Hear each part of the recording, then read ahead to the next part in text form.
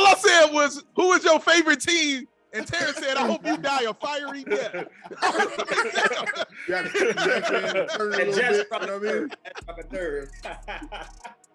Like, damn, bro. I was just like, dude. Hey, bro, that's how them Jets fans be, boy. It'll take nothing. Who you I see. Don't ask me who my fucking team is.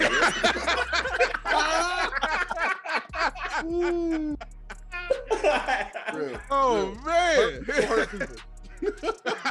Oh, man. Look, man, at some point, I actually stopped being mad at Tom Brady. I was like, yo, it's not his fault the Jets suck. You know what I mean? It's not. Terrance got personal, boy. Like, fuck all his life. Fuck his whole life. I hate it all. Quit loving your dad outside, chump. Take that love in the house. Terrance don't like nobody.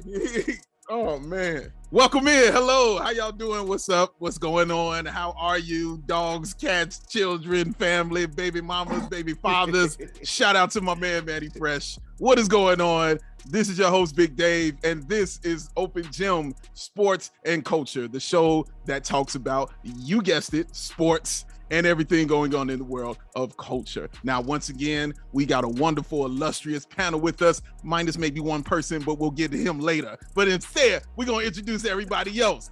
First of all, the big brother down at the bottom, my brother in big. He cut the hair off, but he's still smooth and he's still cool.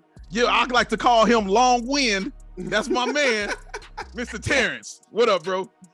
Listen, I got a lot to say because I always do. So get your listening ears ready, ladies and gentlemen. 1, 2, 3, eyes on me. Let's go.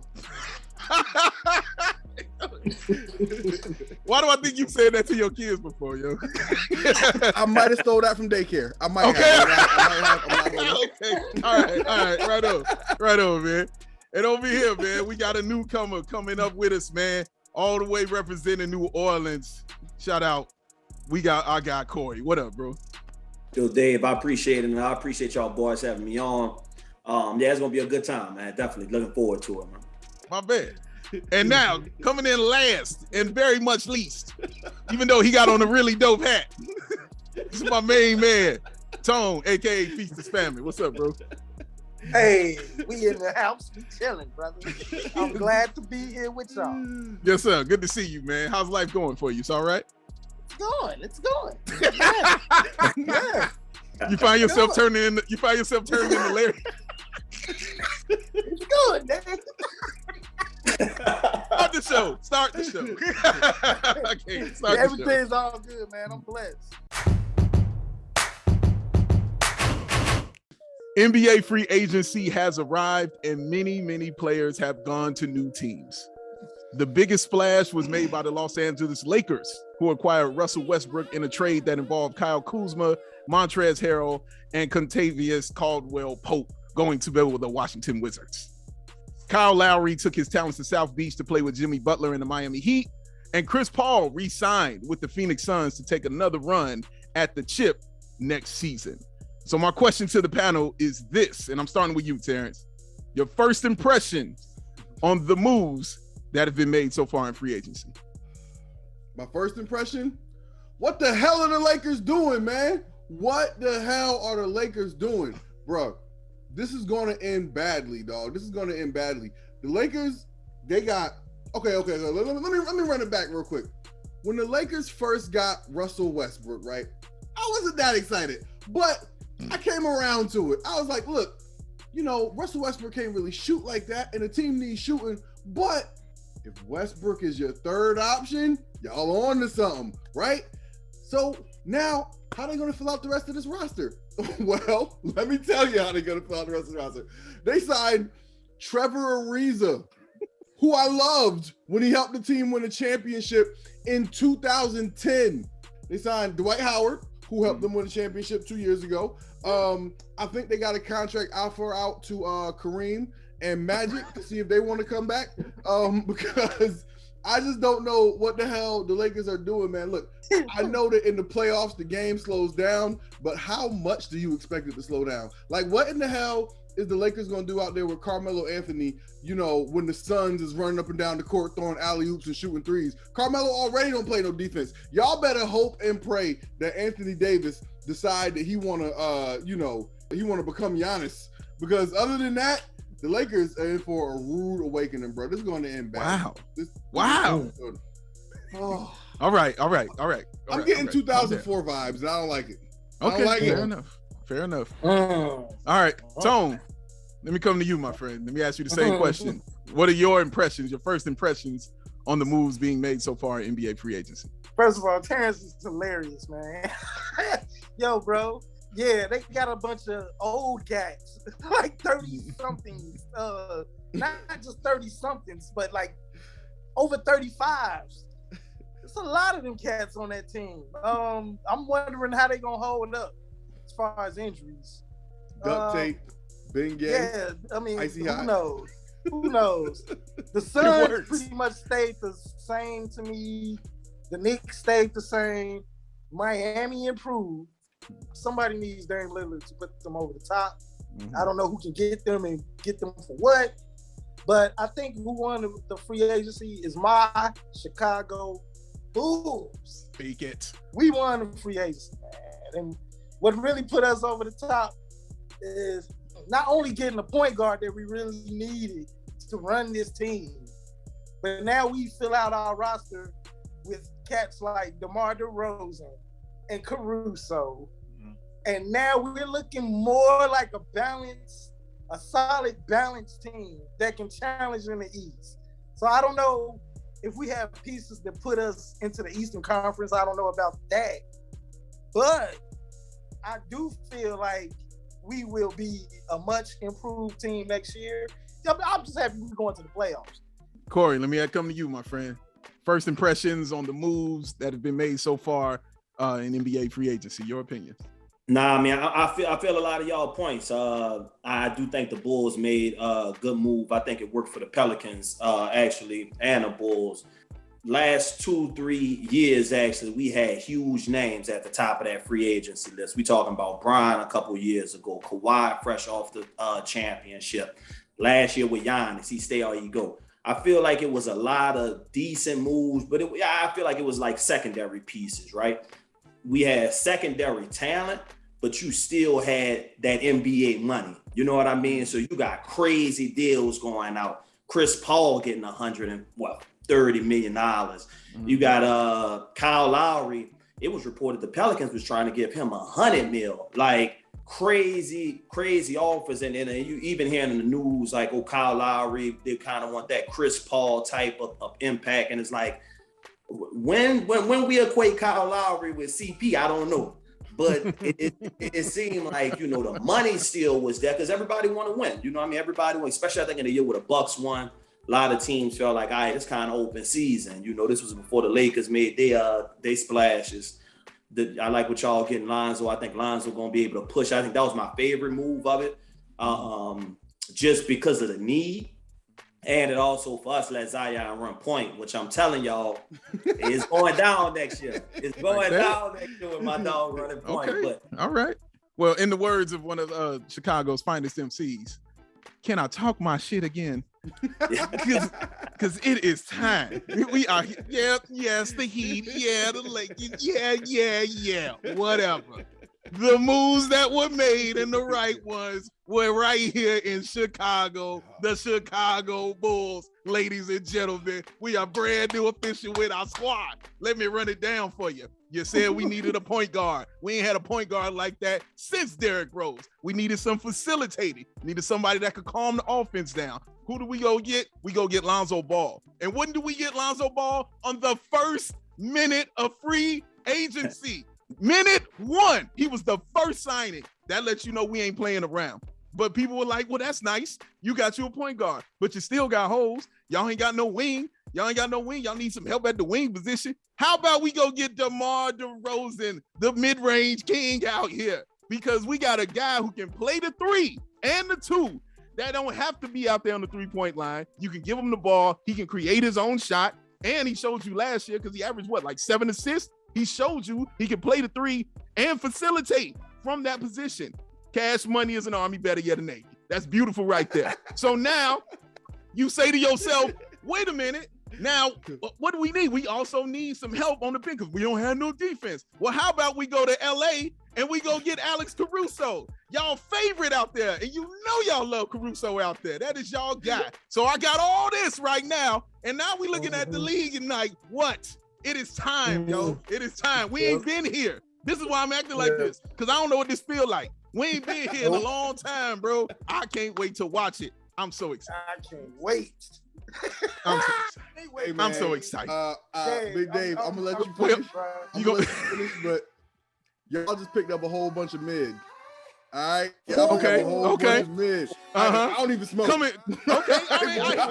Well, then that's why I can't take what you're saying seriously. You know what I mean? If Tone tells me that, then I can hear that. You know what I'm saying? Then what you're saying, you got to talk to me about what you can relate to here, sir. Was there a bidding war for Caruso between y'all and the Celtics and the Jazz? Like, I was just like, who needs this scrappy white boy more? Okay, well let me ask one question. Let me ask just one. Are y'all mad Caruso ain't there no more? I mean, there people there are. I guarantee you there's people who's mad Caruso ain't there. Listen, you know Caruso gonna be the fan favorite, okay? Anytime you hear the white dude who come out there, give you a couple of points when you ain't expecting it, play a little defense, you know what I mean? You know, all that. Listen, he gonna be the fan favorite. Get ready for it. Caruso gonna sell more jerseys than Zach LaVine next year. Watch. I'm not mad at none of this, but my question is, are y'all mad y'all off? Because it seems like y'all could use a defensive stopper on your team. Carmelo. No. You know, I agree with Terrance. I agree. I know what we got. And I know that the Chicago Bulls fan base wanted that. They wanted a Caruso. They need it. It's almost like trying to take a kid to daycare. You got to give them something that they're familiar with. Otherwise, you can't leave them. So I get it. I get why he's there. But he's good. I hear Caps telling me he's good. He's good. But I still wonder, was there someone else that was gooder? Oh, stop it.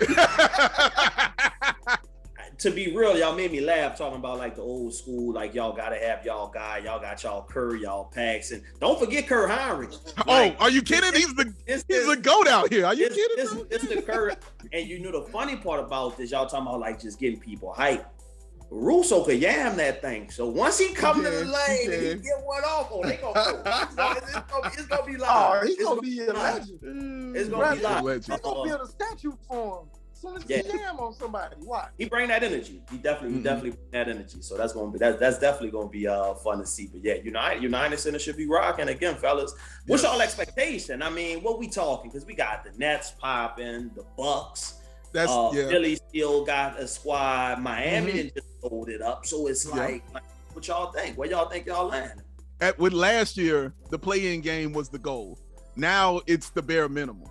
You know what I'm saying? So that's the growth right there that I was looking for. So at the peak, if everything goes right and everything just falls into place, I wouldn't be surprised to see him at a 4 seed. Now, I don't think that.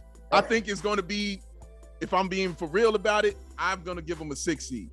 If I'm just going to be real about it. I say the Bulls are going to be a 6 seed. But I'm saying if everything goes right and they pull it off like, you know how the Knicks surprised everybody last year, because that's kind of what Thibs does. He comes in, he surprises you because he plays everybody 8,000 minutes in the regular season. And when they get to the playoffs, he wonder why can't nobody play because they all tired. But if we goes like that, I see a 4 seed for this team, man. If everything goes right like it's supposed to. Because it's going to be rocking, man. Expectations ain't been this way. And I don't know how long. It's been years since we felt this way about the Bulls. It's been since the trade deadline. You was talking cash shit at the trade deadline. We all picked out. I was. When we got Boots, I was happy. You know what? But did you hear why I said I was happy? I was happy because the front office was making logical moves to put us in position to win. I'm happy because I'm seeing competency, bro. I'm not used to this. I'm used to dudes. I'm not used to this, man. These dudes were petty back in the day. Let's just come back to this table in February, Sure. and see how you feel about Lonzo Ball and DeMar DeRozan We'll see. You know what I mean? Listen, we will make sure the door is accessible to get the walkers in for your guys, man. We'll make sure y'all can get to the table just nicely. You know what I'm saying? We're gonna have a nice space for y'all, man. We're gonna have some bid whist tables set up. You know what I mean? It's gonna be cool. We're gonna do it right. Lakers opening song gonna be "Thank You for Being a Friend."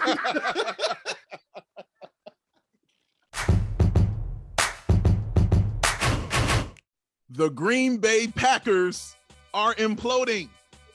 They're having a very tough time this season, and Aaron Rodgers just tossed more gas onto the fire. Now, why am I smiling? Because I'm a Bears fan. This is beautiful. Mr. Rodgers went to his first press conference after returning to the Green Bay Packers practice field for the first time this year. And he went clean in on the Packers and how the organization is run, how he doesn't like some of the moves they've made, and how he does not like being involved with the decision on new players and free agents and people he even named names. So, Corey, I'm coming to you first, sir. Simple question. Was Aaron Rodgers right? You goddamn right, he right. Listen, fellas, they appreciate the question, but seriously, it's like when I tell y'all I like love this, because we always get like sources or a player going through an agent, or I really can't think in history, and I really went back, watched this a couple times for this reason, like when a player went off like this in his first meeting. I think about, like, you know, I know we seen the Temptations. That was some David Ruffin OG type shit. Like, give me the damn mic. I got something to say. And he just went off. And, you know, it's one thing to just say, oh, you know, it was players that were treated wrong. Oh, it was this. My boy, like you say, he went called out names. And it's all facts, honestly. Like we talking about players that literally that he in the field with these guys, man. So he know the temperature. They literally, from his words, not doing right by the players. So as the leader, I'm gonna take the torch. And when y'all give me the mic, I'm gonna really let y'all know how I was feeling. Fuck you, fuck you, fuck you. You're cool. And fuck you, I'm out. Man, I sum it up, man. That was some OG shit, man. I love what Aaron Rodgers did, where you just don't see it. I'm gonna let y'all know how I feel. I'm not gonna come on here and play the political game. The GM was sitting right next to him right before everything went off. He's saying all this nice stuff, and you know he's sitting in that seat like, man, I'm gonna say something nice, and I hope he take it easy on our ass.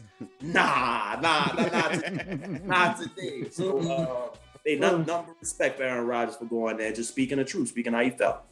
So, man, let me come to you second on this one, bro. Just the simple question I'm gonna ask you: was Aaron Rodgers in the right? I believe he was in the right. Yeah, he does have a gripe with the front office, Green Bay. They did get rid of a lot of players that could have helped them win. With that being said, they also gave him a lot of tools that I wish I had on my team.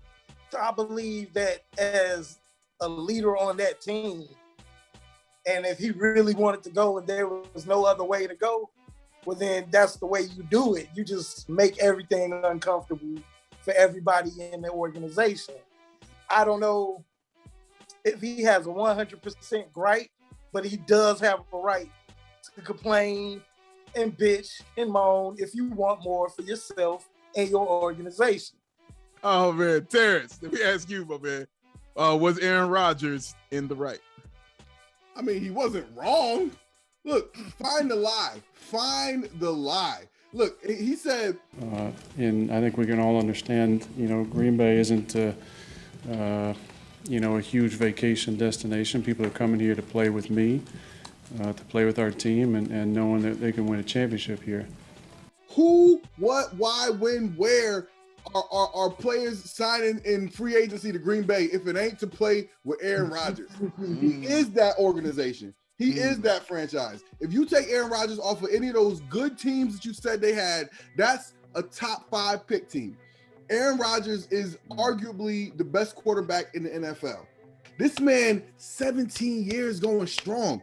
Who stays a starting quarterback for one team in the NFL for 17 years? Not bouncing around different teams. you know what I mean, starting here, starting there, stealing money from everybody like Ryan Fitzpatrick. But you know what I mean? We talking about like one quarterback starting with the same team over and over for 17 years with no ball deflation scandals, no video scandals, you know what I mean? Not breaking his phone when Roger Goodell wants to see it. You know what I mean? Like no videos kissing his son on the mouth in the trading table. Okay.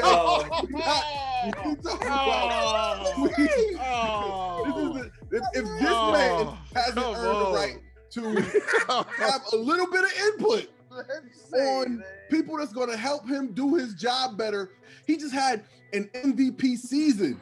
Had an MVP season. Not he had an MVP season 4 years ago. Like he just had an MVP season. Mm-hmm. And like, I mean, come on, man. If he hasn't earned the right to have some input, who has? Oh, that's a fair point. Just a quick question for you. Who's your favorite NFL team? just asking. Just asking. Gang green. You got some gang green happening? You got some gang green? All right. I watched it. I loved it. I loved his demeanor, honestly, because he was very calm. He was very cool and very concise. He had no emotion within him. It's like he got up there and said, I'm going to just spit some facts and tell y'all the truth about what's going on. It was just great to hear because he's a Green Bay Packers quarterback. But with all the things and accolades he's done and all that stuff, one ring, and I don't know how he gets to be absolved from that. I don't know greatness ever to be absolved from that. You get the blame when you like that. When Michael Jordan wasn't winning, Jordan got the blame. When LeBron wasn't winning, LeBron got the blame. LeBron get that blame. You know what I'm saying? Like when until Giannis won, Giannis was getting that blame. Like that's kind of how it is. Like these guys, they come at you when you don't win. Aaron Rodgers has as many NFC championship victories as Rex Grossman. It's something wrong with that. That should not be the case. Like he's been to the NFC championship at least 3 or 4 times. So he's had opportunities to go. It can't always be everybody else around you. At some point in time, as my dad used to always tell me, at some point in time, it's on you. Last year, you got an NFC championship, home field advantage, pretty much had the best team in the conference. And Tom Brady's on the road at the age of 43 and went in there with Scotty Walker and won. Like, that's insane to me. So at some point in time, it's got to be on the man if it's Aaron Rodgers. You want to talk that talk, you got to walk the walk with it, bro. Bro, the 4th receiver on the Bucs was Antonio Brown. If Antonio Brown is your 4th receiver, okay, that means you got a lot of good receivers. Let me ask, when's the last time Antonio Brown played? Had it not been a while since Antonio Brown been out there? You act like Antonio Brown was still being Antonio Brown for the past couple of years, bro. He was making music videos. He wasn't doing nothing, man. The only reason he on the team is because of Tom Brady. Like you saw AB fall off. Like don't try to make me defend. I didn't see anything. Brown. He didn't play. Saying, you got no record of him falling off to suggest that because he's the 4th receiver because he's not good anymore. He's the 4th receiver because your other 3 receivers is damn Mike Evans. Who the hell else they had? They had damn everybody. Leonard Fournette. You know what I mean? Like, come on, man. I think Randy Moss came out of retirement for a game to play with them. Like, come on, dog. They had everybody. When Antonio Brown was in the league, where did he rank as a receiver? Question. Where did he rank? A lot. No, where did he rank? Where did Antonio Brown rank as a receiver in the NFL? He was at the top. So what are we talking about? When Antonio Brown was playing, he was like a top receiver.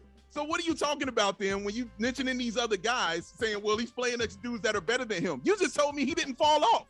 You just said there's been no fall off. That's how many. When you go to 4, that's a fall off. Don't try to divert the conversation. I'm not diverting. This is what you Tom said. Brady up on a pedestal like Tom Brady came. I don't have to. He's already there. I believe there's a lot of quarterbacks that could have won with that Bucs team last year. That was a good ass team. But who did? Who did? Huh? But who won? 43. I think there's a lot of quarterbacks that also could have messed that up and not won that. 1 year, bro. His first year there. there. Right. Tampa Bay wasn't looked at as a contender before that. Right. Before they got him. No, I just think you got a talented team, and then I'm gonna let you go back, but I think you got a talented team, but that team, a lot of them pieces been there. But when you add a Tom Brady, everybody gonna pick it up a little because this Brady, and I gotta step my shit up. Dave, just tip off your point. I think last year was tough because it's like, yeah, they had the home field game. Some things, and I think just with great quarterbacks, it's always like, why they only got one? I feel like that with Breeze. Shit, like, damn, we had a fire. Dan Marino was fire and ain't getting none. Correct. Peyton Manning really had one until that fire defense came. Bill Correct. Tiller. Agreed. A lot of fire quarterbacks. That's why I think with Brady, and I don't like tooting the horn too much, that the motherfuckers cheated a nice little bit to get to what they did. But a lot. You gotta Brady respect did the fact that he knocked down that door so many times. Because it's a lot of quarterbacks. And just the last point, that Scotty Miller touchdown you talking about, that can't happen right at the half. That's not on Aaron Rodgers. Like you can't give up no damn sale in that. So it's you gotta go for it on fourth down. Like you can't put the ball in Tom Brady's hands to end the game when you got Aaron Rodgers. For him to kick that field goal, I feel like some of it is on Rodgers for sure. But last year I was like, damn, I really felt like they mismanaged that one. Won't argue that. You're right. They did. And Aaron had a solid game. You look at his numbers. And like 346 yards or something like that. And a few 2-3 touchdowns. Like he had a solid game, absolutely. But it was, for me, I just saw another L. Like that's all I saw in the end. And that's what you're gonna see in the end. Team? I don't know. He should. Wait, is Gronkowski there? Because are we removing the people that came because of Tom Brady? No, we're not. Okay, so those people are still there. Swap out whoever the quarterback is for Tom Brady. Aaron Rodgers, I'm gonna say no. I'm gonna say he's not gonna win. You know why? Because I haven't seen him do it when he's had a great team. I just haven't. When he's got to the NFC Championship with that great team, he took an L. The team that he won the Super Bowl with, they were the most injured team in the league. But when he's had better teams and hasn't won. Now, whether it's his fault or not, it's on you because you're the quarterback, you're the star. Football is the most dependent sport. I agree. On your teammates that there is. There's no argument there. LeBron, there's no one person, not even Thomas, Edward, Patrick, Jermaine Jackson, Brady Jr. Say it right. Say it right. Okay? Say it right. You put Tom Brady on the damn Jets, they still gonna be the damn Jets. Okay? They're gonna be better. Tom Brady went to the damn All-Star team with him. And yes, they won. If you put Tom Brady on any doggone football team, they are automatically a contender. They come into play. Automatically. Even at this age. They are, because for one, the organization is going to do everything that Tom Brady inputs. I'm sorry. Maybe they didn't want to do that in New England when he was there. And guess what? He left and won a ring somewhere else. Mm-hmm. If he wanted to leave Tampa Bay and go to another team, it's possible that he can win a ring there. I mean, Tennessee, they could use a Tom Brady. Tennessee, that'd be nice. Woohoo! Tennessee with that running game. Yeah, that'd be mean. That'd be mean.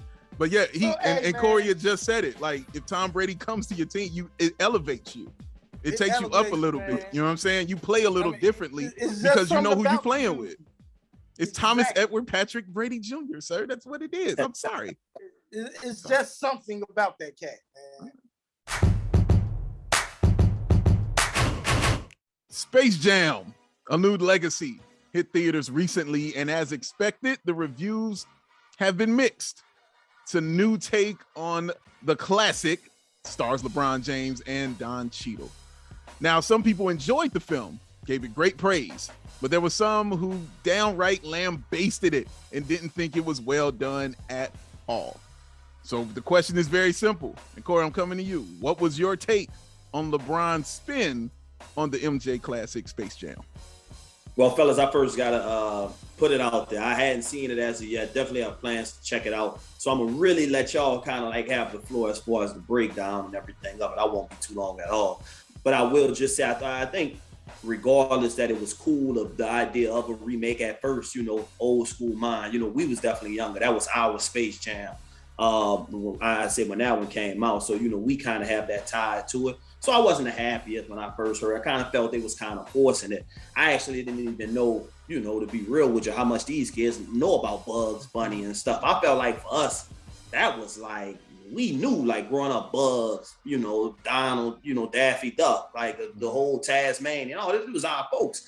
I don't even really know, you know, if I'm maybe out the loop, but how much they know about it. But I mean, to have a remake, call it what it is. The last one was about 25, 30 years roughly. So I think if you want to keep it going, Brian is holding a torch now, so you can have something for the kids. Because I don't know if even when we was young, if the 30-year-olds didn't rock with Space Jam, they might have felt that 22, if we being real, because it's a kid's movie.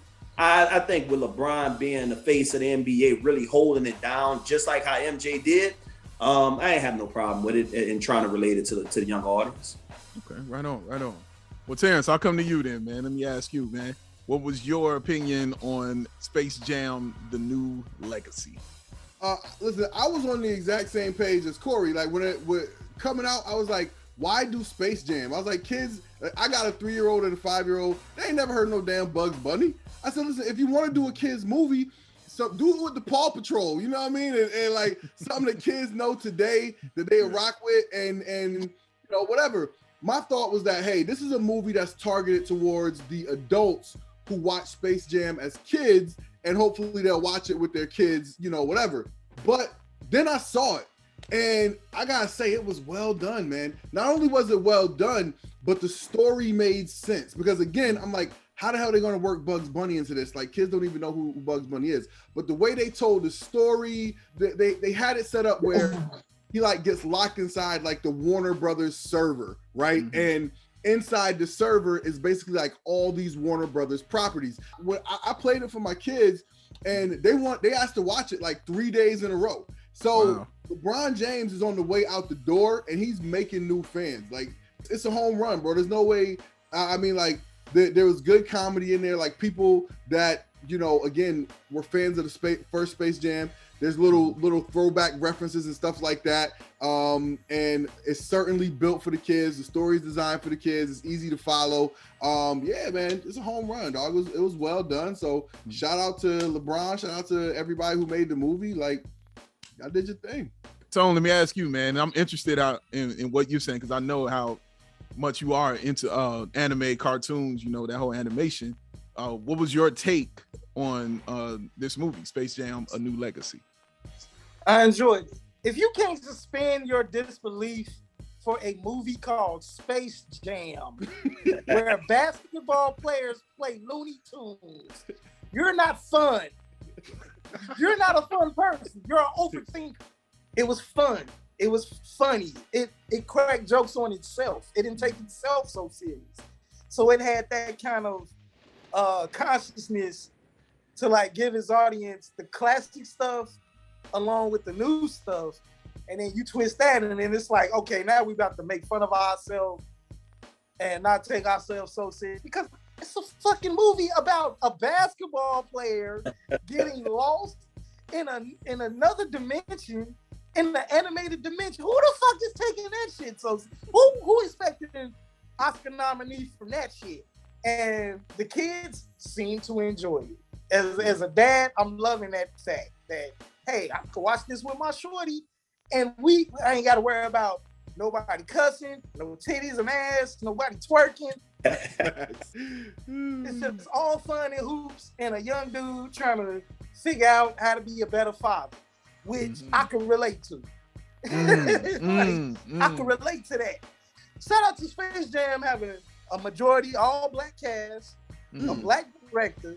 You know, that's underrated. And I love the special appearance of Michael B. Jordan. Only thing I wanted was really Michael Jordan to show up. That's all I really want. You got it. You got it. He didn't show up. He showed up. So, hey, I enjoyed it, man.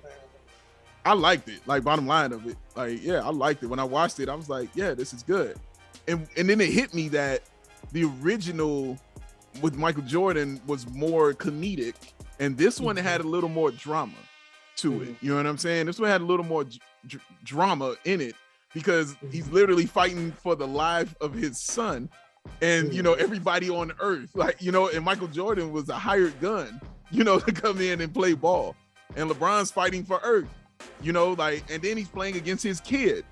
And like you said, Tone, like trying to learn how to be a better father, you know, be there and support his child, you know what I mean? And things like that. So it had a little more dramatic flair to it. And I liked it because you can get away, because they brought in a great actor in Don Cheadle, who can also, you know, convey that fact. So I thought they did a great job with that. It did feel like one big ass Warner Brothers commercial for sure. It definitely was that element to it. I liked how LeBron poked at himself. He didn't take himself seriously. Even if you watch the game, LeBron wasn't the one out there dominating. He was doing what everybody complains about him doing. He was passing the ball and getting teammates involved, you know, and the Looney Tunes do Looney Tunes stuff. Like he wasn't hitting, you know, buzzer beating shot. Like it wasn't like that, you know what I mean? And I like that it poked fun at himself. Like he was very honest about those things. Had a little drama to it, learning how to be a better father, and it made me laugh. Like that's not a bad movie. It's not a bad movie. Right. I just feel like, you know, people's suspension of disbelief, they I just feel like people take things too serious, man. Yeah. Like, damn, man, like, can people enjoy shit, man? Like, damn, can we just, like, can we let these kids enjoy shit? Can we, as adults, just fucking take a step back from our stressful lives, not overanalyze every goddamn thing, man. Like, to overanalyze everything, you gonna never be happy, bro. You're never gonna be happy. I used to do that. I used to analyze everything to a point where I was like, damn, I'm not having fun. Like, wait, you mean analyzing a lot is not fun? What do you mean? It's like what you said once before. You told me something about ignorance is bliss. 'Tis folly to be wise. It's folly to be wise. Yeah. And I just feel like we gotta turn off our wisdom for certain things. Like, yeah, there's always something underneath a story to break down. But damn it, that's life, man. Like shit, we can break down anything. I could take anything and break it down into something to find something wrong with it if I'm looking at it carefully. And as an artist, it gets on my nerves that people do that all the time. I'm like, yo, man, calm the fuck down. Sometimes the expression is just in the expression. Like, yeah, I know everybody want to politicize shit and make it religious or this is the devil. Calm the fuck down, man. Just don't watch it. Ignore that shit. Move on. I got Tone triggered. It's like when you asked me about the Jets. Yeah, real talk. I see. You know what? My generation, particularly, like I got a few older heads than me that I hang out with. I'm 43, and I got a couple of guys that I hang out with, and it's like you can't play shit from anything of this generation. Because they gonna automatically hate on it. And I'm like, you're fucking overthinking this shit. It's a vibe. It's a, you know, but they ain't doing nothing but selling the black community. Shut the fuck up. Shut the fuck up. Nigga, we said, nigga, I sell drugs to the community. Shut the fuck up. Like, dude, just live. Stop being so judgmental. Motherfucker getting killed and ain't nobody raping kids in Space Jam, and it's a damn good movie as far as I'm concerned. So, just to tell y'all, he wasn't saying he sells drugs to the community. People out there watching, he's quoting Black Dynamite. Just letting y'all know, he's quoting Black Dynamite right there. That's it. Classic film. Go ahead, Terrance. You want to add something to it? Did I want to add something? You were saying you were trying to chime in earlier, so you were trying to chime in. Yeah, I lost it. You lost that? Okay, all right. Well, I got lost. I don't traffic rocks to the community. For Black Dynamite. And now, ladies and gentlemen, it is that time that you have been waiting for. It is time for the final shot. This is when our panel will give their take on whatever is on their minds. You have to be with sports, it can be within culture, anything. So I'm going to my main man, Terrance. My friend, the final shot is on you. All right, so look, they say necessity is the mother of invention. Well, damn it, necessity must be very proud of Swiss Beats and Timberland because when we were all locked in our damn house about 18 months ago, these two geniuses got together, put their heads together, and came up with this idea. They said, hey, what if we had people with all these great music catalogs have a battle? And listen, this is the greatest invention since peanut butter and jelly. This is the greatest invention since electricity. This is the greatest invention since rib for her pleasure. Okay, this is something we are all enjoying. The latest edition of it was just chef's kiss. Dog. Oh, it was a slaughter. It was a massacre. Somebody called the Undertaker. Bring them out of retirement one more time to bury the Dipset because they got destroyed. And I love every minute of it. Matter of fact, kiss the game goodbye. Okay, that's what they did. Jay Kiss was in his finest form. Yo, Versus, man, shout out to y'all. Thank y'all. Keep coming with the heat. It's one of the best inventions of the 21st, 22nd. What century are we in now? It's one of the best inventions of the pandemic. How about that? It's one of the best inventions of the pandemic. Versus, and I'm out.